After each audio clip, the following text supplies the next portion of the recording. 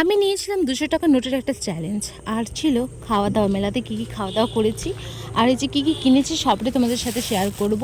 তো প্রথমে বলে দিই, হাই, আমি হলাম মন্দিরা, সবাইকে আমার ব্লগেতে স্বাগত।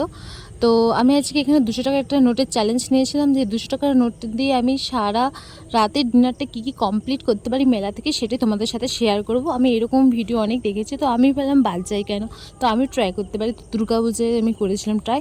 তো এখানে অনেকটা ভিড় ছিল, এটা ছিল আমাদের বাজারের প্যান্ডেল। দেখে এসে সামনের দোকানটা এত পরিমাণে ভিড় ছিল, তো আমি এখান থেকে অর্ডার দিয়ে দিয়েছিলাম চিকেন পকোড়া। তো আমাদের ফ্যামিলির সবাই ছিলাম, তো সকলের জন্য নিয়েছিলাম, বাট আমি আমারটা আলাদা করে ক্যালকুলেশন করছি। এই চিকেন পকোড়াটা পার পিস একটা দাম পড়েছিল 20 টাকা। তো আমি এটা চিকেন পকোড়া খেতে চলে এসেছিলাম আমাদের স্কুল পাড়া ঠাকুর দেখতে। তো প্যান্ডেল দেখে আবার এখানে একটা দোকানে ঢুকে গিয়েছিলাম ফুচকা খেতে। ফুচকাটা দারুণ ছিল, অসাধারণ বানিয়েছিল, প্রায় শেষের মুখে দেখতেই পেলেন। তারপরে যে এই দোকানটা কি গেলাম দাঁড়িয়ে, কখনো ফার্স্ট টাইম ট্রাই করব। এটা ছিল স্প্রিং পটেটো রোল।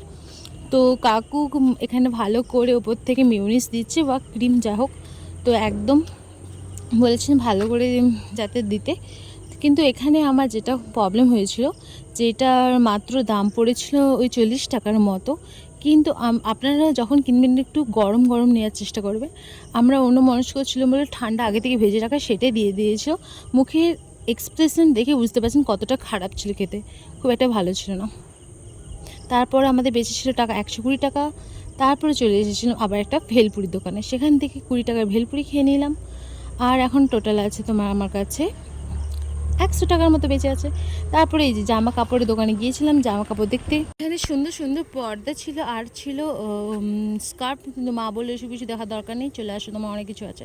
তারপরে এই যে একটা সুন্দর ঠাকুরের পটের দোকানে গিয়েছিলাম। এই যে এই ঠাকুরটা দেখে তো আমার মনে আটকে গিয়েছিল, নেবো নেবো এরকম মনে হচ্ছিল, বাট এগুলোর দাম অনেকটা বলছিল, ওই 400 এরকম সামথিং। তো আমি নিইনি, আমি এখান থেকে দুটো ঠাকুরের মূর্তি নিয়ে চলে এসেছিলাম। তারপর আবার নিয়েছিলাম এখানে একটা এগ রোল। এগ রোলের দাম এটা পড়েছিল আমার কাছে মাত্র 40 টাকা।